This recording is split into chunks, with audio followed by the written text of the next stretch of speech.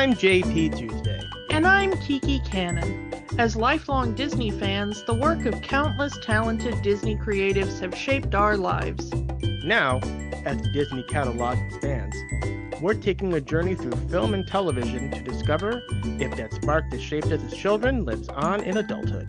Does your favorite Disney media still cast that same spell? Join us as we find out. We are Rewatching the Magic. Happy 300th episode, Kiki! Happy 300th episode, Tuesday! Can you believe it? We've made it to 300 episodes. Just like we did a few weeks ago, 6 years. I'm surprised we're still doing this. It seems like only yesterday.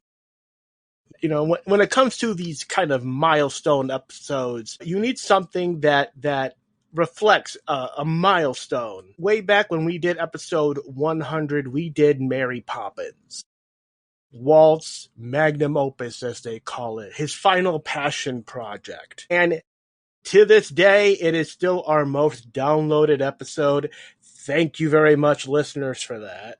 So, for this episode, we've kind of did I guess you can call it the companion piece. Saving Mr. Banks, the biography film about the making of Mary Poppins, the story of P.L. Travers coming to the States, meeting with Walt Disney, and the very legendary meetings between herself and the creative team behind the movie, and a little bit into the young childhood of one Helen Goff, who would grow up to become P.L. Travers. Yeah. When we were talking about what to do for this episode, this particular milestone episode, we had a lot of different ideas, but the second that we brought this one up, I think everything else went out the window. We were like, yep, nope, it has to be this one. Perfect. Yeah, because, you know, this is a very famous story. The story between Travers and Disney, a 20-year journey, you know, itself is legendary. Walt contacting Mrs. Travers several times in an attempt to make this movie happen. Because he promised his children he would make this movie happen. So yeah, I mean, it became this passion project for him. It was his final big project before his passing. So to have that dedication to it, I'm going to follow through on this promise I made to my daughters to make this movie happen, from one side of this argument. And the other side of the argument being, I want to protect the integrity of this character and this world that I've created. It's a great story to tell. Both of these people are legendary storytellers. Both of these people having their own way of telling stories. Again, whether you agree with how either one handled themselves in not only their creative process, but in the creation of this film, that's up to you. We've said many times on this podcast, we do not stand a corporation. So, you know, like, whether you like the, quote, Disney way of storytelling or not, doesn't matter. I'm not going to judge you. But it's a great story of, you know, these two people with completely opposite ways of telling stories coming together to try to make this movie happen. Because this is a Disney production, yeah, it is going to side more with the Disney side of the story, but it tells enough that it doesn't completely sugarcoat. Like, Travers is not completely villainized in this movie, although some have called it that she is villainized in the movie. A very famous interview with Richard Sherman that came out around the time of the movie's release kind of says that the movie actually makes Travers a kinder person compared to the real Travers that he interacted with, that we'll talk about in a minute. So your mileage may vary.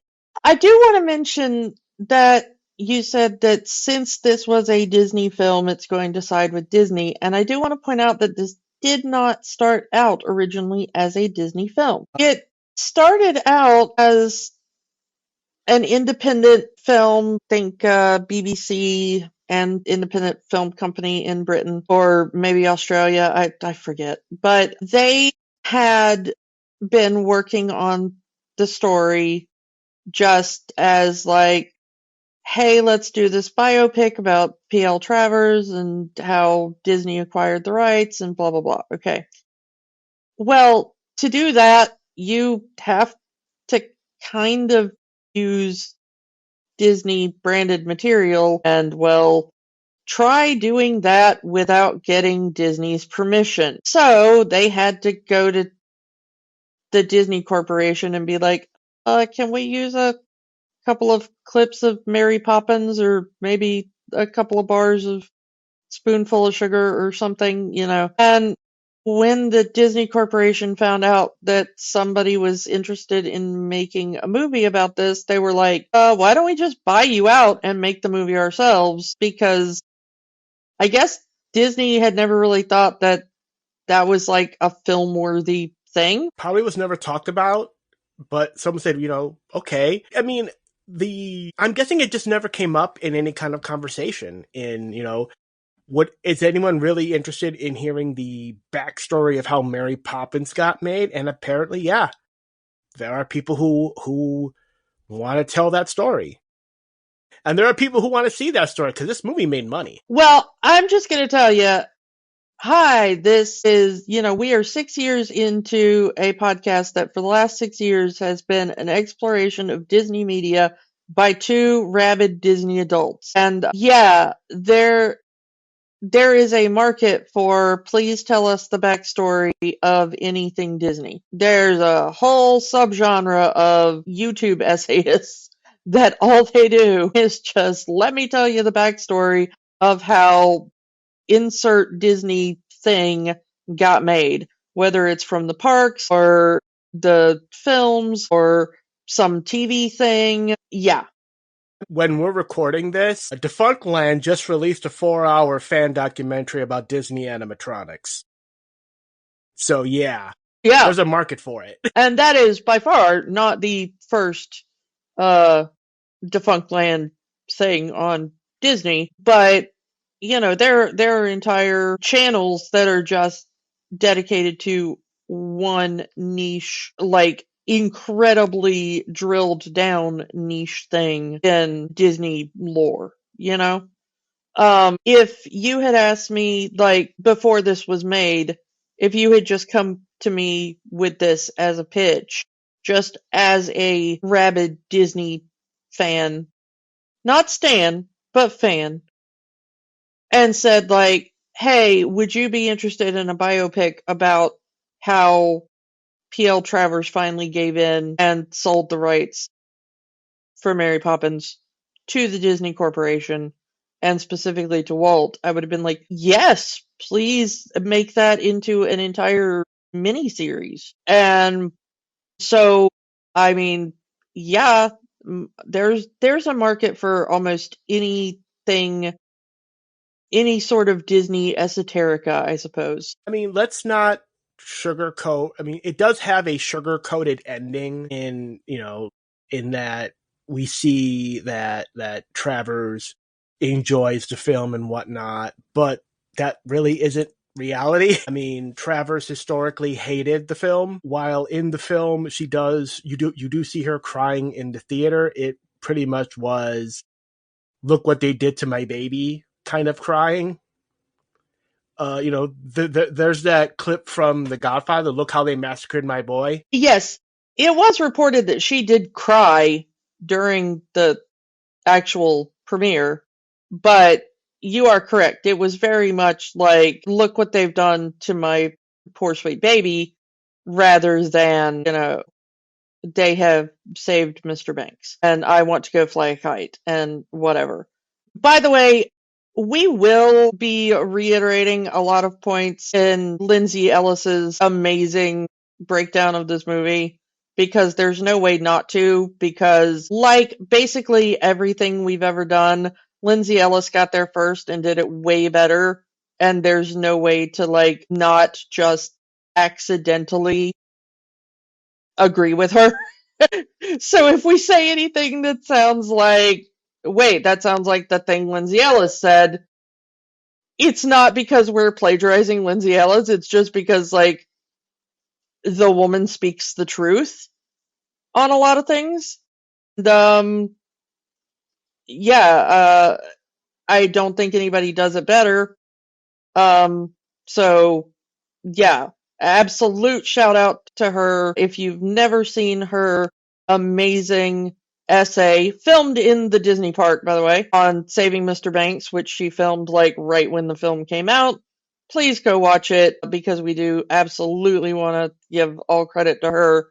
But we are both massive fans of her work, as we have mentioned multiple times on this podcast. And again, no plagiarism intended. It's just we happen to agree with a lot of her. We just happen to agree with a lot of her commentary and criticism of this film, as we talked about off mic between ourselves. And so we do want to put that out there at first, that like this is not like let's sit here and copy Lindsay Ellis, but there are going to be things that come up. So if you recognize that, please understand it's an homage more than a copy.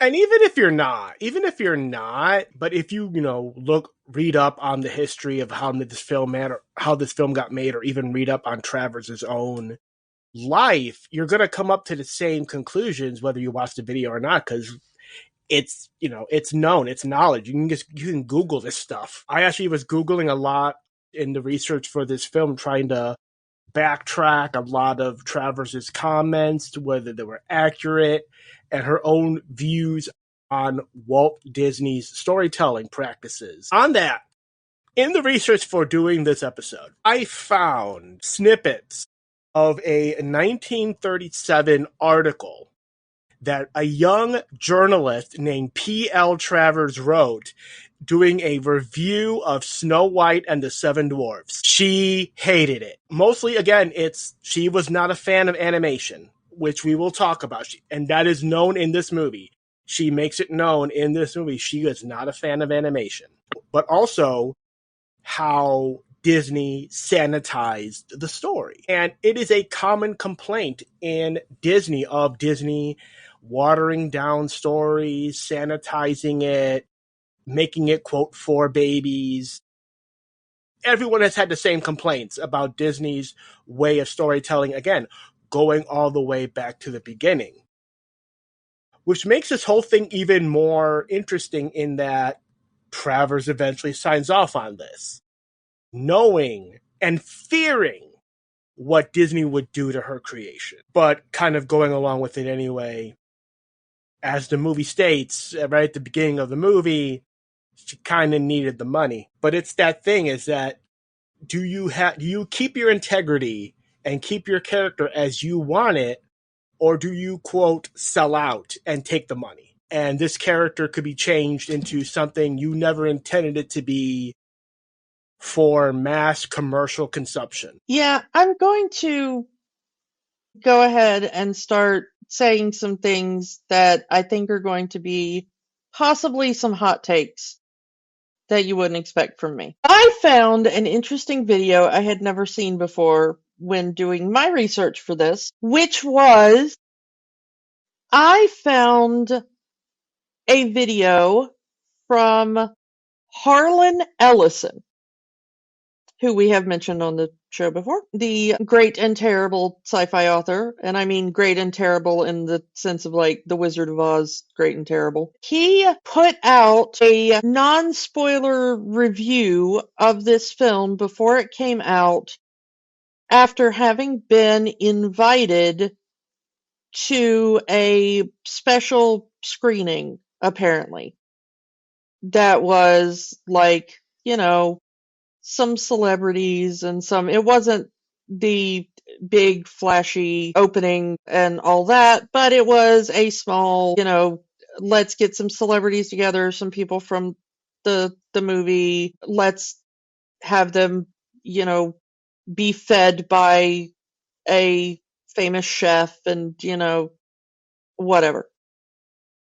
Well, Harlan Ellison was known for film reviews and stuff for Variety sometimes, which he mentions in the video, but also if you just followed film and also Harlan Ellison as a writer, you would know that they would publish his thoughts on film and television sometimes. And he said that he had tried or maybe just thought about putting his thoughts about this film into a Variety article, but he knew that they wouldn't publish it, that Disney would never allow it to be published, so he put it on YouTube instead. But he absolutely loathed the film, and he said, without spoilers, there is a scene that is the crux of the movie, and it is complete bull, but it never happened, and it is the entire point of the movie. It's the thing the movie's named after. It's the, whatever. And he said, it never happened and whatever. And he, being Harlan Ellison, a person who I, I did meet in person once or twice and had my own issues with, he very much sided with P.L. Travers, even not only in real life, but also even in this film version. And he said, and I'm trying to remember the exact wording. Please go look at his YouTube channel, which still exists, even though he has passed beyond this realm. He said in there that he had actually punched producers and, showrunners and whatever before for trying to change things in adaptations of his work. And he said, if you want to adapt my work, you adapt my work. Even if your idea would make my work better, I don't care because it's my work.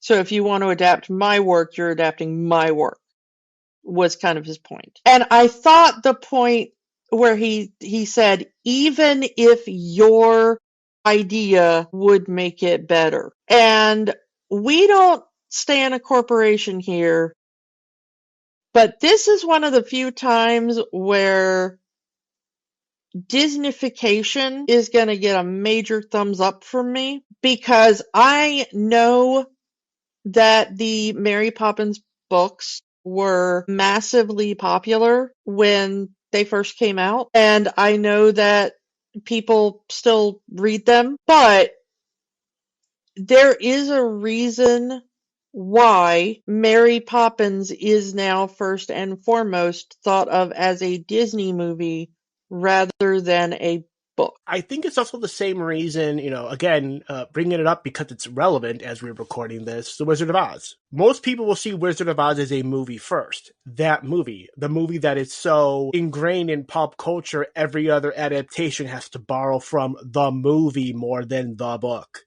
Hell, there are people who don't even know it is a book or there were multiple books. I mean, even if they know it was a book, they might think it was a book, Yeah, same with Mary Poppins, even though there's like half a dozen Mary Poppins books that Travers wrote. Yeah, I mean, there were, eight in the series. So yeah, the interesting thing about it is, and once again, shout out to Lindsay Ellis. She points out, Lord of the Rings, still a book first. Chronicles of Narnia, which we just talked about, still a book first. Like, people understand that's a book series that was made into a movie. Mary Poppins is a movie that you then find out has books, Yeah. I mean, when I was a kid, I read hundreds of books. We have talked about this before on the podcast. That thing that Pizza Hut did, like, read a certain number of books and you will get a tiny little pizza. I had so much pizza as a kid because the Pizza Hut in my town, literally across the street from the library in my childhood. I'm not kidding. It was like 20 feet away from the library. Do you want to know how easy it was for a speed reader like me to get so much pizza?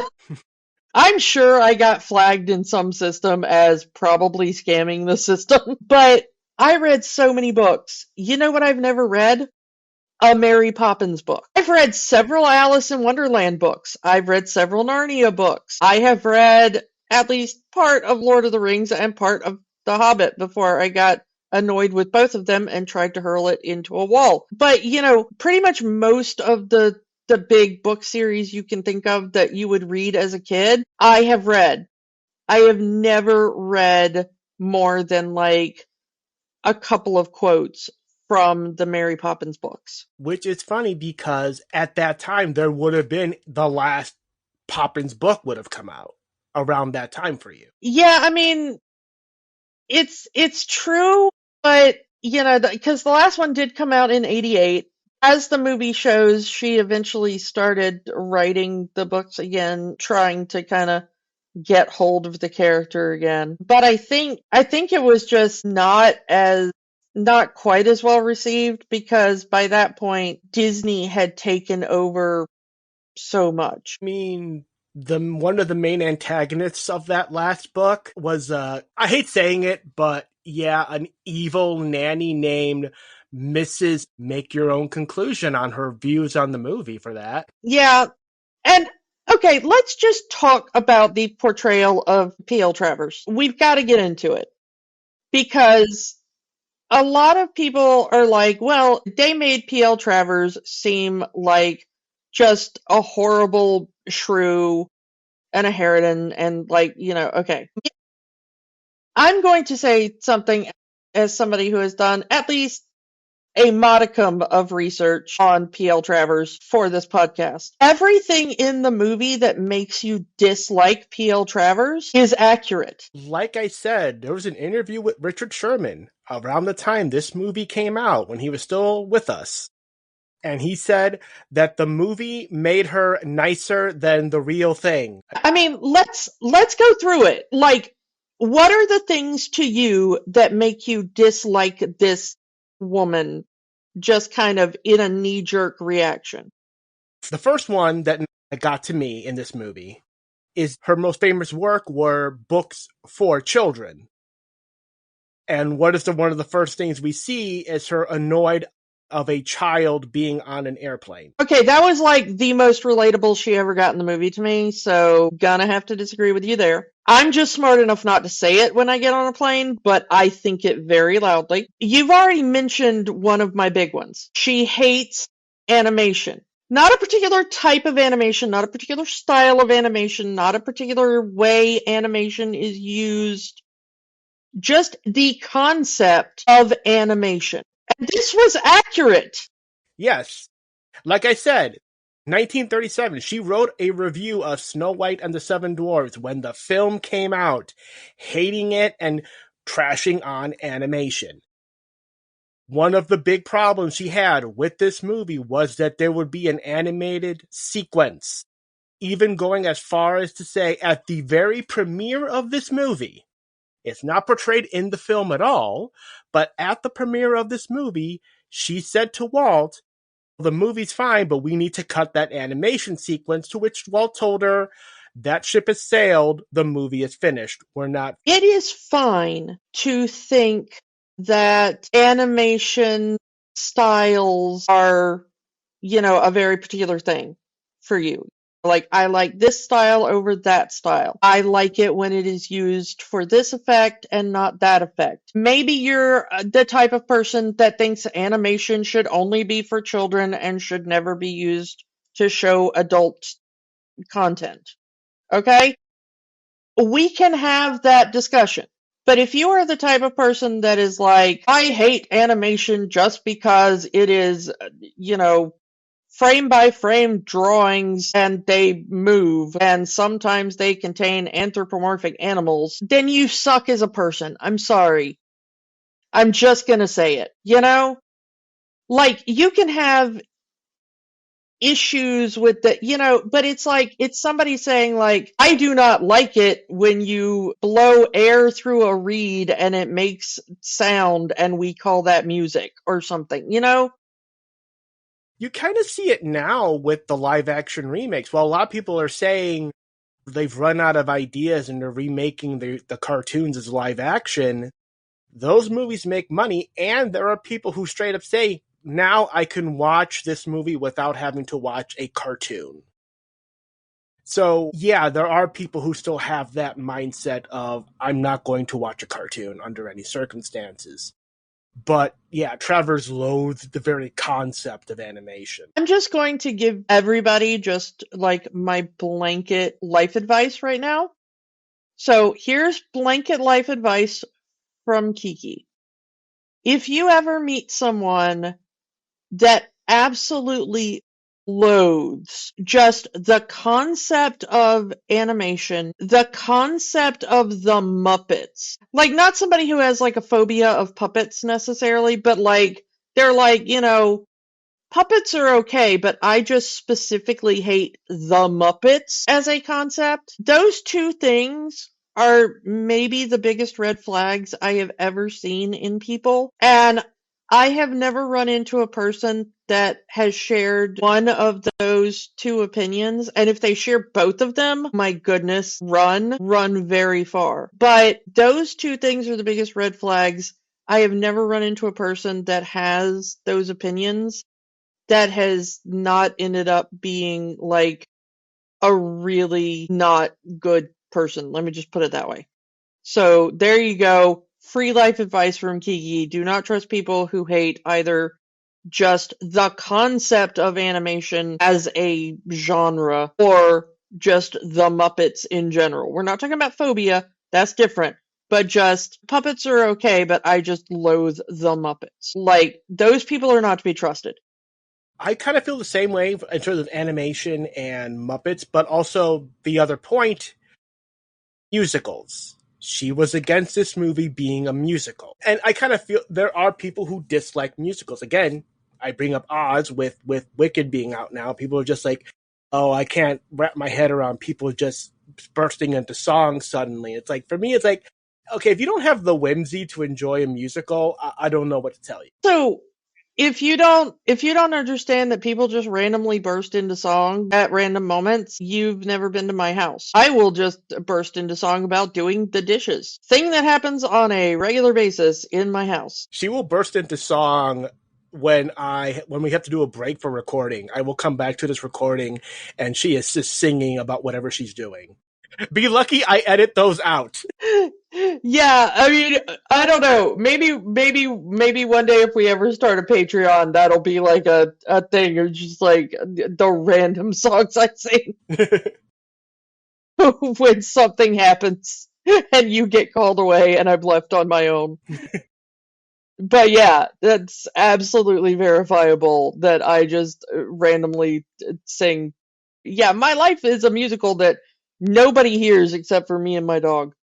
But the the other thing that PL Travers has as like a big red flag is, like I said, it's the musical. I'm not necessarily sure that she's against musicals in general, according to the movie. Like, let's just take the movie as a movie. But she's very against Mary Poppins as a character being musical.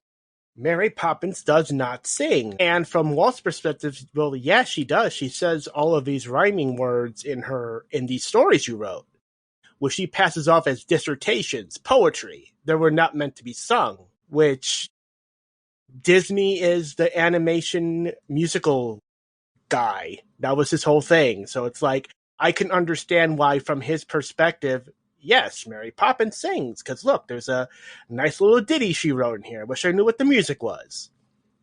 From Travers, like, no, that's a poem that she's saying. It's a dissertation.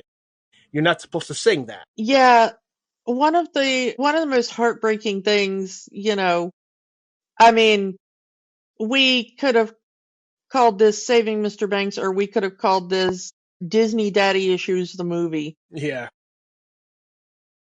But, this is kind of just Walt and P.L. Travers going through their own daddy issues together.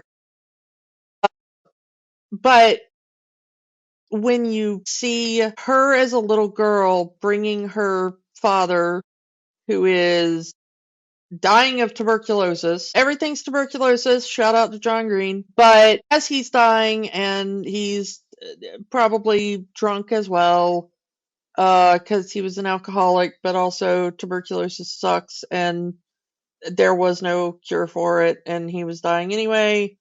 So, why not get drunk and probably on a lot of other pain meds and, uh, opioids, not opioids, but just opium at that point. But the thing about it is that she writes him a poem because he's always reciting little poems to her. And so she writes him a poem, presumably about how much she loves him as a father or whatever. And he reads it and he looks at her in his addled state and says, "Well, it's hardly Yeats, is it?" Which is such a devastating line. You could see that scene as cruel, I guess, because I'm just so used. I kind of see similar situations in so many movies and even real life where it's like the father is purposely pushing the daughter away because he doesn't want her to see him in that condition. You know, if I make this child angry or disappointed, she'll go away so she can't see me as I'm dying. I don't know. Maybe it's my own head putting into this. I don't know. The way they characterize Travers Goff, obviously, P.L. Travers loved her father so much that she took his name as her stage name, that pen name. So, we see him throughout the movie. He's very imaginative. He encourages imagination in his daughters. He does do those poetries, the sort of flip from 1906 to 1961 of the Bank song mirroring a poem that he wrote for the children at this speech he's supposed to put on. So it's like he always had that, at least again, as presented in the movie. I can only go by what is presented in the movie. See, I think you and I read that scene differently. I think that scene, to me, where he's giving the speech while they're singing the song about the bank, is, to me, the breakdown of P.L. Travers having the memories of her father kind of slightly altered by what this Disneyfication is doing, which I think is a really fascinating scene. It's, because it comes back later in the big scene, which we'll get to, but, she's been holding on so tight to her memories of her father, and then the kind of insidious in a good way, because we've talked about our love of Sherman Brothers tunes. But that kind of insidious earworminess of the Sherman Brothers tune seeping into her memory and rewriting the memory, which really is the way the brain works, is that we don't remember things accurately. Every time we remember something, we change it. Change it to what we need it to be or want it to be. Not even that. Sometimes we change it to something worse, but it's like we're remembering the last time we remembered it, almost. A good example would be in terms of another Disney movie, The Incredibles. That fly home buddy scene at the beginning of the movie is done as a very, fly home buddy, I don't want you getting hurt. And then when Syndrome remembers that later in the movie, fly home buddy, I work alone. The tone changes, the whole memory changes for Syndrome because that's how he felt in that moment versus what Mr. Incredible meant when he said that to Bud. So the same thing could happen to anybody. Yeah, and it's really kind of that, and the big scene later are kind of the crux of the movie. This idea of memory and what we want to remember and why. But the thing is that going back to kind of the humanization of PL Travers and not, there's so many things in this. Like PL Travers, there is the scene where Walt realizes, like, you've never been to Disneyland. Let me take you to Disneyland. How many people get to go to Disneyland with Walt Disney? Once again, as Lindsay Ellis points out, P.L. Travers did go to Disneyland. She did not go with Walt. And she did absolutely loathe it. Now, let me just point out another thing. I have known some of the most sour people in the world find some kind of happiness at a Disney park. I would even say that I am one of them. Like, I am a massively depressed person. You will never see me happier than inside a Disney park. A big red flag, maybe, if you can't find joy anywhere about anything in a Disney park. The music, the food, other people being happy, even if you don't like little kids, just little kids lighting up when they see a character. Like, my goodness. Like, there's that scene when she gets to the hotel. She holds the doll of Winnie the Pooh, and she says, AAML, what did they do to you?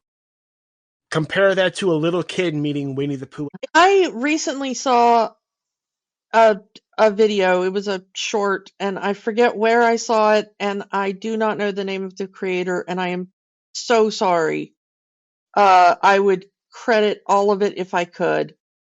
But it was a stitched video response where somebody had asked, and they said, I'm meaning this in all sincerity. He said, I see Disney adults at the parks, and I do not see any adult happier anywhere ever. What is it? Please explain it to me. I legitimately want to know. And it was stitched by a Disney adult, and if memory serves, it was a black man, and I do not know the creator's name, and I am sorry to that man because I wish I did. It was an excellent video. But the Disney adult responded, and he said, the answer is, like, safety and the fact that you just feel at home there. You look around and everybody is happy there. Like, some people are tired and whatever, and you'll occasionally have, like, the crying child that's a little overstimulated. But for the most part, like, people are having the time of their lives. They've saved up for, months or years or whatever. They're there with their family for a special occasion or, whatever. There's little kids literally meeting fictional characters that are their heroes that they never thought they were going to have this opportunity. It's literal magic come to life in the best way we can figure out how to do that as humans. Everyone, again, maybe not to every single individual, but in congregate, everyone there is trying to make sure that everybody else is having a good time. Like, even if you're just there to enjoy the park, you don't want to ruin that experience for somebody else in general, So it's not just the cast members that are trying to make sure everybody has a good time, but, like, even if you're not a people person, if you see somebody else, you're going to try to be nicer to them and stuff, because it's like, you're at Disney. You know how much this has, like, cost you in time, in money, in whatever. This is a special event. Let's make it a good day for everybody, And it's like the fact that somebody could go there, and especially at the top tier of that, because I'm sure she was rolled out the red carpet, even if Walt wasn't there, and you can find not a single redeeming thing about it. Not one thing to make you smile. What is wrong with you as a human being? Sorry. Yeah, I mean, I get it, but it's also people who knew her, who knew P.L. Travers in real life, would just say that's who she was. she was this very stern and intense person. Her son, you know, granted, they gloss over her son in this movie. Granted, it's not important to the because story they're they're trying telling. to humanize her. No, they're trying to humanize her. You know, it's like Yeah. they ask if she has a family, and she's like, well, not enough that they would know whether I'm in my living room or halfway across the world. And it's like, well, yeah, because you adopted a kid and then you became estranged from that child, you know? And they're trying to make us feel for her. And if they told that story, we would feel for her less. Like they gloss everything that humanizes her to the audience in this film is kind of conjecture. Like all the stuff about even what the film is based on, saving Mr. Banks, conjecture. Was she really that torn up over her father's death? I mean, probably considering she took his name, but probably conjecture to the point that they're portraying it, you know? I mean, yeah, but again, I see it from there are stuff they don't mention in the movie because it's not relevant to the story they're telling. They don't go into her relationships, her son. They don't go into, she calls someone that is very close to her, that was very close to her in life, and it's barely a mention in the movie. But again, it's not relevant to the story that they're telling. It's just that she would have called this person, I forget the name, but she calls this person because, again, I read up about the person. It's very important. It was one of her idols, one of her, she studied under him before she became a full time writer. So I understand that, but it's not relevant to the story they're telling. And I think that's why. Like, they're trying to humanize her because all of these elements, and you're right, all of these elements, if they incorporated all of them into the movie, would distract from the story they're telling and take away from their because you want to like your main character. You want them to be likable, and there are aspects of her life that would make her unlikable. Again, I've already, this is the third time I'm saying it. People who knew her say that the movie made her nicer in than she was in real life. I mean, they even gloss over her own addictions. When we see her in the hotel, she pulls out a lot of medication, and we kind of see her reach for some bottles as she's trying to sleep. You cannot. That's not what important to the story, but it's there. Make that as you will. The same thing with Walt's smoking. Yeah, at least they actually show. Again, Disney would never show Walt smoking because that goes against the Uncle Walt persona that they've crafted, that Walt crafted for himself, and that the Disney company has continued that image till today, that he's a freaking animatronic in their park. But at least they show him extinguishing a cigarette. You hear him coughing because this is 1961. A few years after this, he's gone. So they're already showing that it's already there. The thing I wish they had put in this movie, and it would have been the right time to do it because they would have had the rights back to it, but is Walt would understand what Travers is going through because it happened to him. And they kind of gloss over that in the movie. They make it, oh, I came on here with a sketch of Mickey and this big hotshot wanted to buy him. It's not exactly that, but he went through that with Oswald the Lucky Rabbit. He created that character when he was working at Universal. And when he was fired from Universal, he lost that character.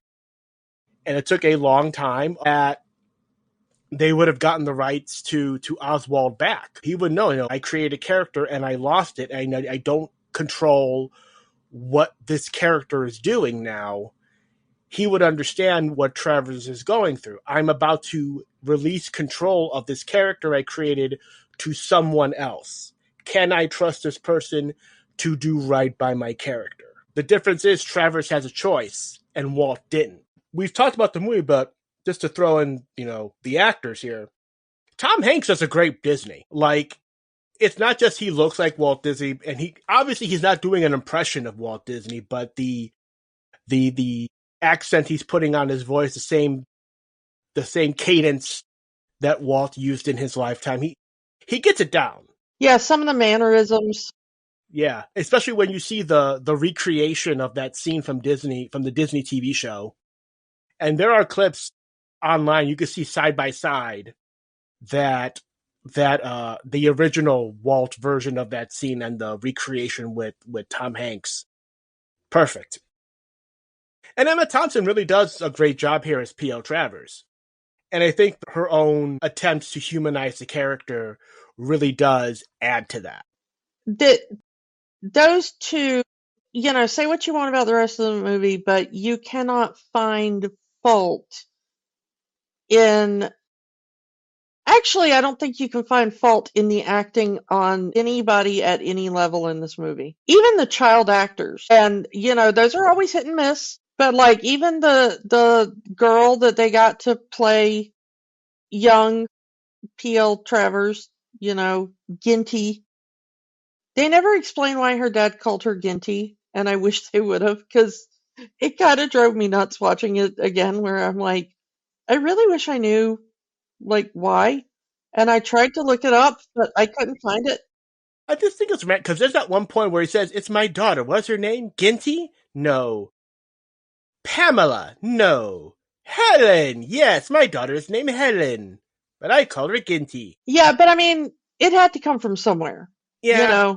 And I kind of wish that I knew why, because they just use it, and they don't really talk about it other than that. But the girl in there, Annie Rose Buckley, who I don't even know if she is an actress still, but did an amazing job, And this film is just packed with really top-notch actors who did their parts perfectly. Yeah, the one thing you cannot fault about this movie is the acting, which is great. The thing about it, though, is let's get to the most contentious part of the movie, because most of this movie, and it's brilliant, but a lot of this movie is just P.L. Travers and the Sherman Brothers and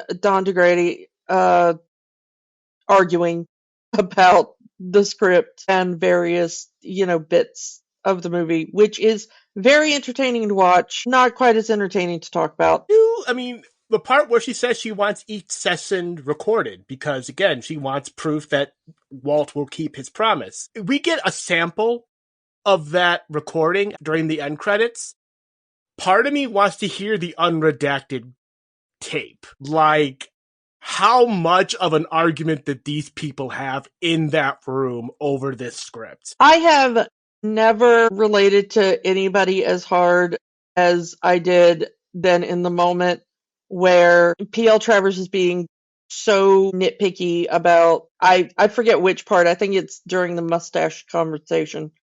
And Bob Sherman just absolutely loses his mind and goes, "Does it matter? Yes! Does any of this matter? Does this matter?" And he just keeps repeating it over and over again.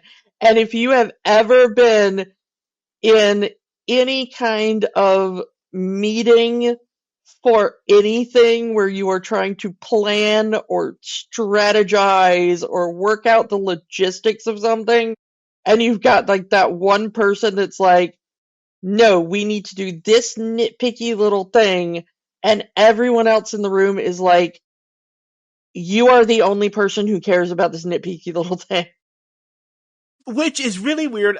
Into the other side here, P.O. Travers was an actor before she was a writer and a novelist and a journalist. A Shakespearean actor, too. Pamela Travers was her stage name. When she became an actor in the 1920s, she would know how a script works. The way that, like, the traditional Shakespearean folios and stuff that they would have been working from during her time, and the way that film scripts had developed by the time that she made it to LA, there would have been a massive difference. So while she would have understood a script, yes, some of that is that language was specific to film and had not made its way to the stage and still hasn't made its way to the stage. And also, and I understand it's for the story, they make it out that she's never been to America before. She wrote Mary Poppins while living in New York. That's one thing. Granted, yes, she did eventually move back to London, but she was living in New York when she wrote Mary Poppins.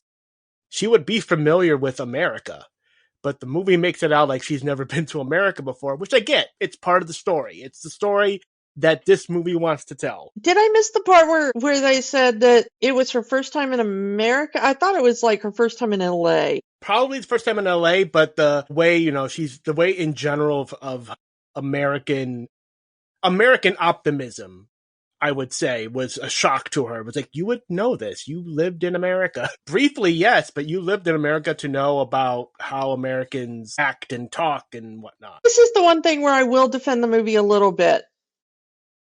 At the time when she was living in America, and also even at the time that this film is set, America was not as homogenous as it has become. And I know you're thinking like America's not homogenous, it's, very different. But I mean, it was wildly different when she was living in America as far as cultural differences between different regions. Because what we all kind of forget now is that television was a thing that really kind of smoothed a lot of the edges in American culture and made it more homogenous. The difference in, New York American culture and LA American culture and, Southern American culture and stuff would have been wildly, vastly different from each other in the time she was living in America. And even when she came back in, the early 60s, but, by like the 80s or 90s or whatever, it's just American culture and the regional differences are starting to flatten. So that is the one thing I will kind of maybe defend the film on as far as historicity. But getting back to, while a lot of this is very, at least the Disney side, not the flashback side, but the Disney side of it is very kind of funny and lighthearted in the, immovable object and impossible force or whatever. The real crux of the film is why it's called Saving Mr. Banks, which is that the movie kind of posits, and again, whether this is conjecture or based on reality, it's kind of murky. But the movie posits that P.L. Travers based Mr. Banks entirely on her father and that Mary Poppins was there to save Mr. Banks through the story writing and kind of make up what she thought of as her failings to her father. We even see in those flashbacks the inspiration for Mary Poppins, her aunt, her mother's sister, who says, I'm going to fix everything. And then her father dies, and then she looks at her aunt and says, you said you were going to fix everything. You said you were going to save him. So the implication is that Mary Poppins was written to rectify this. That it is, in her story, it is P.L. Travers in the kid role. It is her father in the Mr. Banks role. It is her aunt in the Mary Poppins role. And she is here not to save the children, which Walt incorrectly states in the movie. that Mary Poppins is there to save the father. In the flashbacks, it is supposed to be his bout of tuberculosis. In the film that they are creating, the eventual film that became Mary Poppins, it's him losing himself in his work. Well, he doesn't necessarily dislike his children, but he's very much it's become a trope now. It's the overworked father who's never there for their children, you know? Yeah, yeah. So there is the moment where Walt makes the massive misstep of saying that Mary Poppins has come to save the children, and P.L. Travers says, "You don't understand. She's not there to save the children." The thing that Harlan Ellison was ranting about in his video, the scene that definitely did not happen, is the emotional crux of the film, and also the film's thesis, which is that both Walt and P.L. Travers are people with massive daddy issues that they've been trying to come to terms with via their work in one way or another. And Walt shows up at P.L. Travers' house in London after she cuts and runs because of finding out that despite his promise that there would be no animation, there's going to be an animated penguin sequence in her precious movie. P.L. Travers just leaves and says, "No, you can't do the movie," and returns to London. And Walt takes the very next flight to London, shows up on her doorstep, and is like, "Hey, make me a pot of tea, and let's talk about this." And he tells her the story about his own father and how he was also like Mr. Banks, and how he forced Walt to do child labor doing a paper route in the snow, as Harlan Ellison put it, uphill both ways. But, he tells this horrible story about how difficult it was delivering the papers for his father, and that if he and Roy didn't do it correctly, that his father would beat him with a belt. And then he says, though, what I think is an amazing line, and all about his memories of his father and his father's anger and his father's abuse. And I'm just going to quote here because it's such a great line. "And I'm just so tired, Mrs. Travers. I'm tired of remembering it that way. Aren't you tired too, Mrs. Travers? Now we all have our sad tales, but don't you want to finish the story? Let it all go and have a life that isn't dictated by the past? It's not the children she comes to save. It's their father." But I love that line because I love Walt saying, "I'm tired of remembering it that way." And to me, that feels like the entire Disney ethos in a way is like, it's not necessarily hiding the truth sometimes from children, because I think anybody over the age of 10 knows that Disney isn't reality and that life isn't like that. Like, you have to lead a really sheltered life, and I mean really sheltered, to think that Disney is the way the world is, you know? But sometimes you're just so tired of remembering things that way. On one hand, yes, but and we kind of see it now where people will want to believe the sugar coated version of history versus how it actually happened. And that could also be the argument between the Disneyfication of stories and how Travers wanted to say, Travers doesn't sugarcoat reality. She prepares the children for reality. And hence why she's very hesitant to turn this story over to Walt. But here's the thing. Okay, just taking the movie as a movie, Yes. because we already know that this conversation between Walt and P.L. Travers did not happen. This is the Disneyfication.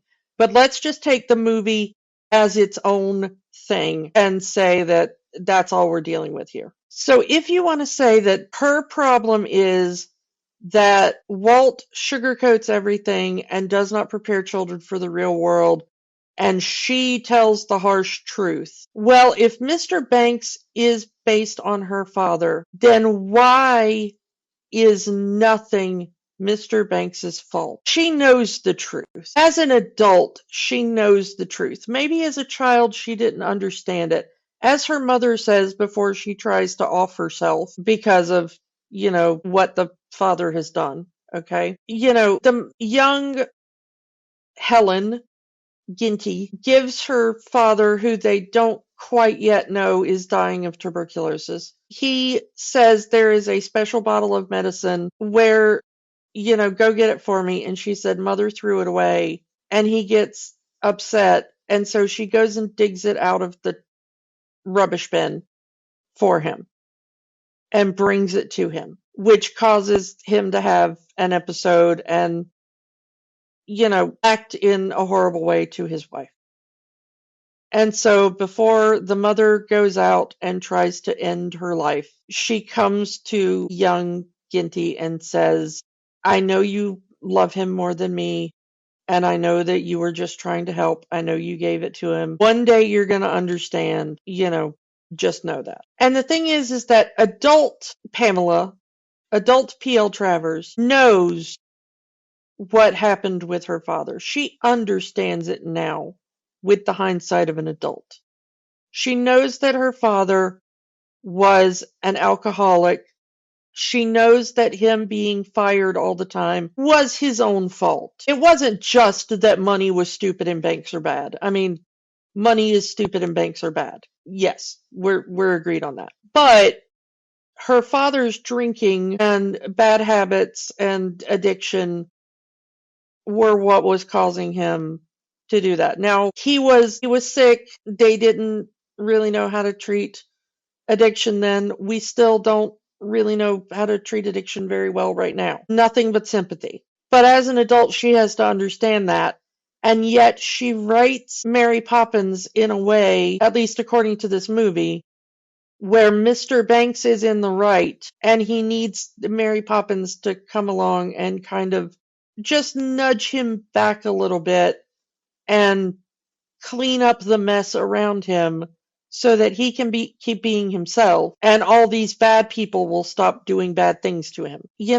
That's not being truthful. That is sugarcoating her own past. She is also tired of remembering it that way. She's just a little bit more subtle in how she hides it than Walt is. She even says in the movie, we don't really hear the original ending, and I would love to know that original ending. Because even the movie doesn't tell us what it is, and I find nothing about what the original ending of Mary Poppins, the movie, was going to be. But that original ending, whatever it was so horrible to her that she starts breaking down in the middle of one of these meetings in the movie. Again, I'm going by the movie. Where she says, I failed him again. And Walt even brings this up in their meeting at the end of the movie. You don't need to forgive your father. You need to forgive yourself because you couldn't save him. So she's blaming herself. I failed my father. I failed to save my father a second time by allowing these Americans to write this movie this way. Yeah, and the thing is that if something happened to a person as a child and it involved their parent, if it was like, like with the case of little Ginty and her father, if she carries into adulthood, like, well, if I hadn't brought him that bottle again, or if I hadn't, done this, or if I had just done the chores mother wanted me to do instead of sitting on the porch and pretending to be a hen. The thing is that is never going to be a child's fault. The parent is the parent and the child is the child. And it is not the child's duty to be the parent. It's not incumbent upon the child to save the parent ever in that kind of emotional way. So for people who struggle with that, it's an understandable human reaction, but it's also something that needs to be understood that that role reversal is never something that should be expected. A child should never feel like they have to save a parent, you know? And so it is one of the things that humanizes her in that she carries this guilt. But at the same time, she's supposed to be like 7 in these flashbacks. You know, a 7-year-old doesn't really understand the concept of alcoholism. So if your father is sick in bed and says there is a bottle of medicine and I need it, you're gonna believe him. And so things like that are not her fault, but you can absolutely understand why she would carry that feeling of guilt. And it's so heartbreaking. I have had alcoholic family members, so I understand that feeling of being a child that is, did I fail my father, fail my mother, fail whoever because I couldn't save them from their self-destructive behavior. And I think anyone, it doesn't have to be alcoholism, could be drug, could be anything, any kind of addiction. And you're going to blame yourself because I didn't do enough to save my family from this self-destruction. Travers Goff was his own man. He made his own decisions. Going to be really honest, towards the end of his life, that was probably just to numb the pain from the tuberculosis. Yeah, I mean, had he lived longer, the alcohol probably would have caused his death. But tuberculosis, it is what it is. And, he caught that from somebody else. But, the whole, it's like, you're right in that, but it's also, as a kid, you're blaming yourself. And the way the movie is presenting it is that P.L. Travers still blames herself for her father's self-destruction, which, you would, at some point, you have to understand, again, it was not her fault. It was her own father's self-destructive tendencies. But that line in that scene where she says, I failed him again, kind of shows that maybe she didn't. Again, people who knew Travers in real life kind of say, well, that's not how she was about her father. That's invented for the movie, which, like you said, that is the emotional crutch of the entire movie, is P.L. Travers trying to save her father in memory, since she couldn't save him in life. And Walt understanding that through his own trauma with his own father. And again, Walt himself never really was ever vocalized any trauma from his father. Maybe they both had it, but they were never public with it. Who knows? But publicly, Travers never really said such about her father, and neither did Walt about his own father. But that is what they wrote for this movie. It's a great scene, it's a great story, but that's what it is, a story. That I think about it, you said red flags. Not liking Dick Van Dyke is a huge red flag. I'll say it, especially if this is an American studio making a movie primarily for an American audience.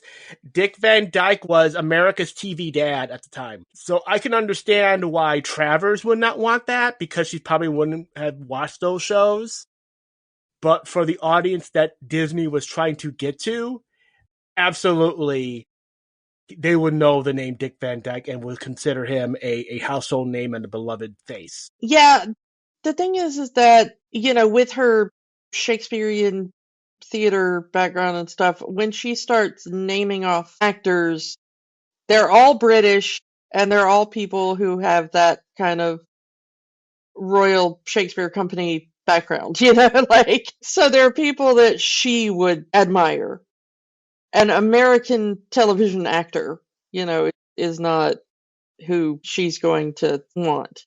And everyone and their mother and Dick Van Dyke himself has made fun of the accent he has in the movie. So that's just, low hanging fruit. But I will say that Travers would warm up to the movie later in life, while she would still, to her dying day, say it was not an accurate representation of her stories.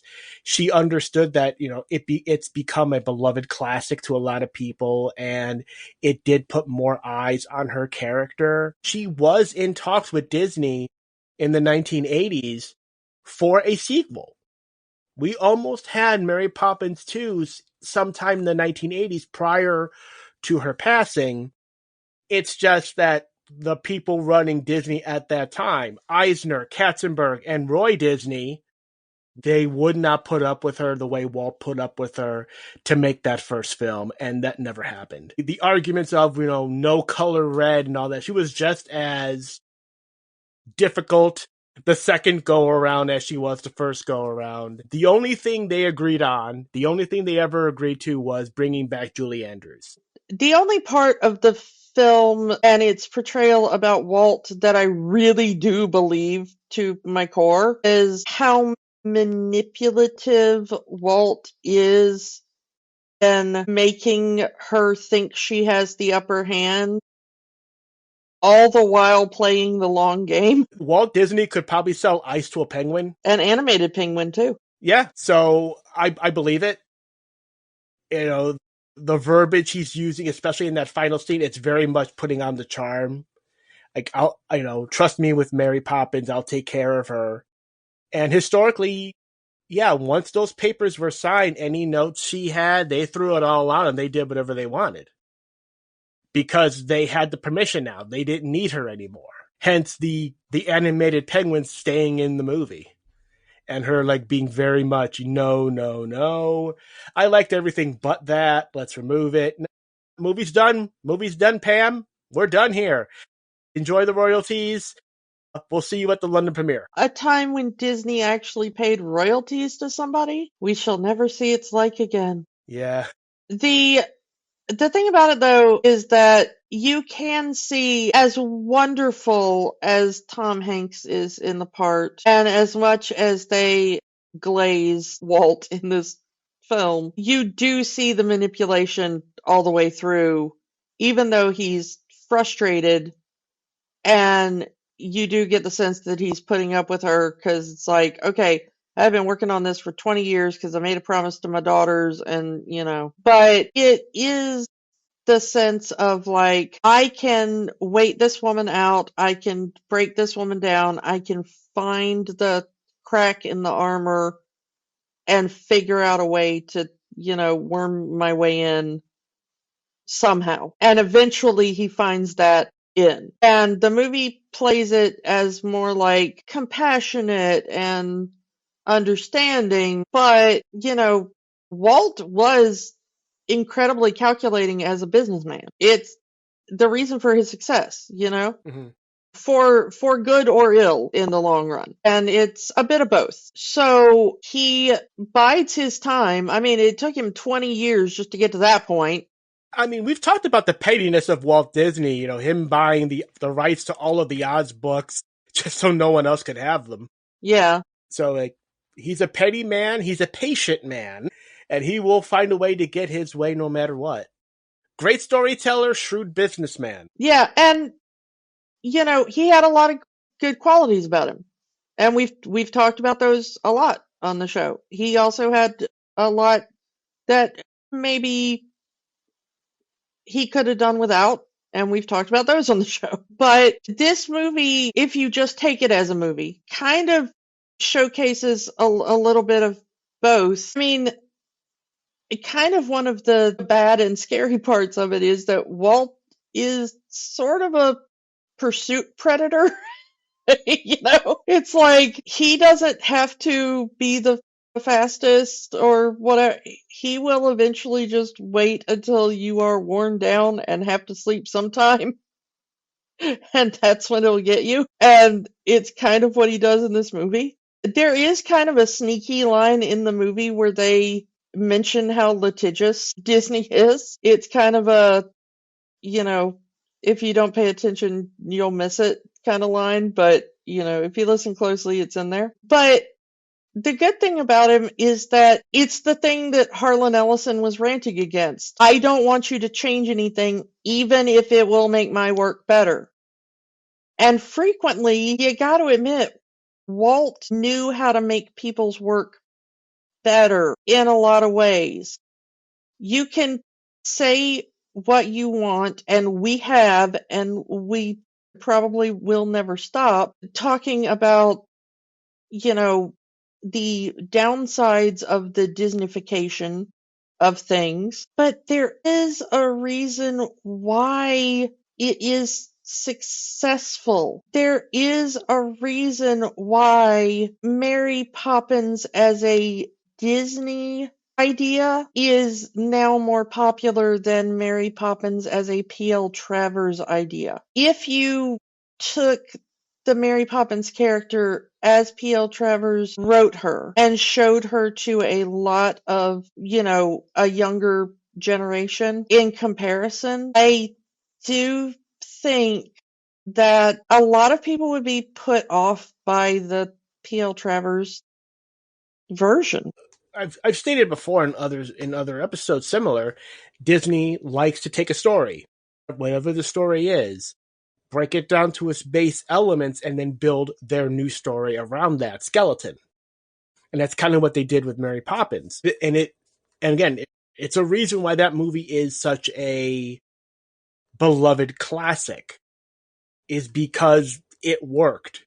I can see maybe a child, oh, I saw this movie. Oh, it's a book. Let me read the book. And then probably saying something to the like, well, why is Mary Poppins so mean in this book versus how nice she is in the movie? And it's just the way Travers would write it to be more, she doesn't sugarcoat the truth. She prepares these kids for the future. And an audience who only knows Mary Poppins as the spoonful of sugar singer might see that version in the book and say, why is she mean? Might see that as mean versus how Travers intended that writing to be interpreted. Even in the movie, they're talking about changing some of the verbiage of how the dialogue in the novel is, because they're trying to adjust it to a 1960s audience, a 1960s American audience. While she was like, well, this is not how it was written. This is not how I would say this. This is not how we say this in England. So your mileage may vary. But as a movie, as this being a movie about making another movie, even if it's not what actually happened, it's a nice story of this one person not only trying to do right by the world and the characters that she created, but also doing right by the man that inspired the world to begin with. Travers' father inspired her to never stop imagining. And she used her imagination and the inspiration of her father to create the world of Mary Poppins. And she just wanted that world to be done right. She never loved it, but that is the version that so many people fell in love with. That is still a classic. It is still considered one of, if not the greatest movie to come out of the Walt Disney era. I don't know if she would be happy knowing that that is the first impression of Mary Poppins that the world would have, but at least her characters will live. There are kids who will go to Disneyland today, meet Mary Poppins after seeing that movie and hug her and say they love her and have the time of their lives. And is that really such a bad thing? I mean, I'm not going to say it is. So, Tuesday, for the 300th time, do you want to ask the question? Kiki, does Saving Mr. Banks have the magic? I'm going to say that as long as you remember that this movie is as much of a fantasy as Mary Poppins herself, yes, it has the magic. It is very emotionally affecting as long as you realize that it has almost no basis in reality. I'm going to agree with you. This movie does have the magic. It is a great story, but that's what it is. It's a story. Much like their own movies of fairy tales, Disney took reality, broke it down into its base elements, and reformed it into the story they wanted to tell. And the story they wanted to tell is full of emotion. It will tug at your heartstrings, especially if you're someone who has lost a parent. So, yeah, the story told in the movie is magic. It has no basis in reality, but the story told in the movie is magic. As for next week, we are getting into the holiday season with our first proper Christmas movie of the season. We are finally getting into the Ernest P. Worrell movies. Ernest Saves Christmas. Know what I mean? Actually, I don't, because this will be a first watch for me. I have never seen an Ernest movie. Ooh, it's gonna be fun. So come back next week for Ernest Saves Christmas, and we will talk to you all next time. Bye. Bye. Don't let the magic stop here. Keep the conversation going. Find us on Facebook, Instagram, and Threads at Rewatching the Magic.